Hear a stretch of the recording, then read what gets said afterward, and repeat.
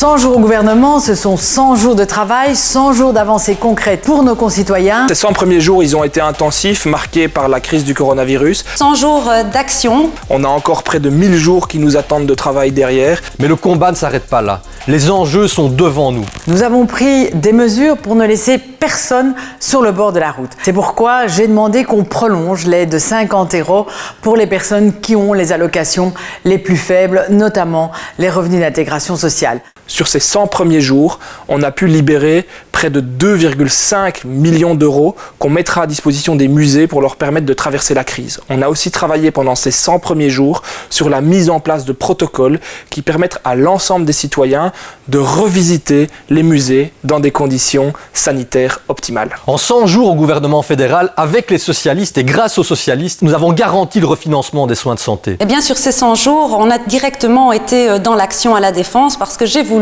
que nos militaires soient présents aux côtés du personnel soignant pour les épauler dans cette lutte face à ce virus. C'est ainsi que 1850 militaires ont été mobilisés pour apporter leur aide dans les hôpitaux, dans les centres de soins et que nous poursuivons cette action d'aide à la nation dans le cadre de la campagne de vaccination. Je pense aussi au soutien psychologique. Beaucoup de personnes sont en détresse et nous devons les soutenir. Mais aussi aux aides complémentaires. Nous avons donné des moyens au CPS pour soutenir directement les personnes qui sont en difficulté. En difficulté parce qu'ils ne peuvent plus payer leur facture d'électricité, leur facture de gaz ou encore leur loyer.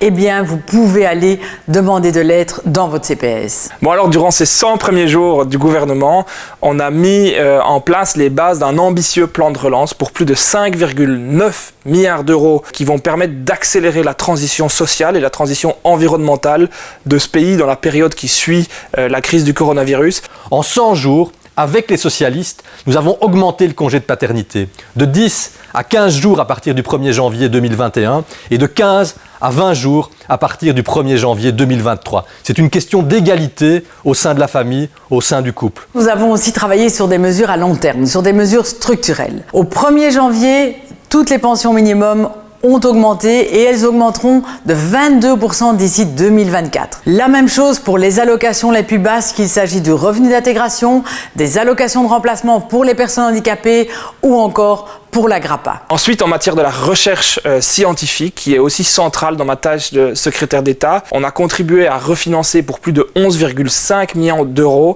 la recherche scientifique, que ce soit sur des matières aussi fondamentales que la santé ou l'environnement. C'est un enjeu essentiel de notre société et c'est un enjeu sur lequel l'ensemble de mon cabinet, on se bat au quotidien. On s'est battu durant ces 100 premiers jours et on se battra durant l'ensemble de la législature. En 100 jours, nous avons mis en place le congé parental Corona pour permettre aux parents d'enfants qui ne peuvent plus aller à l'école, à la crèche ou en institution de pouvoir garder leurs enfants en percevant une indemnité versée par l'ONEM.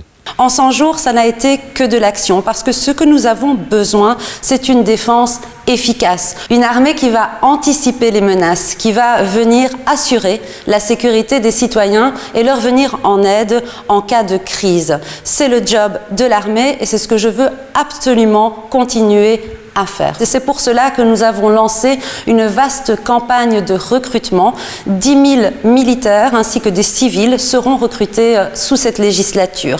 Il y a énormément de métiers différents à la défense et je suis persuadée qu'il y a des perspectives d'avenir pour chacun d'entre nous. La défense sera ce moteur de relance économique et de pouvoir d'achat pour les citoyens. Elle aura aussi un rôle d'éducation et d'ascenseur social. Avec le retour des socialistes au gouvernement fédéral, c'est la garantie d'un monde plus juste, plus solidaire et plus durable.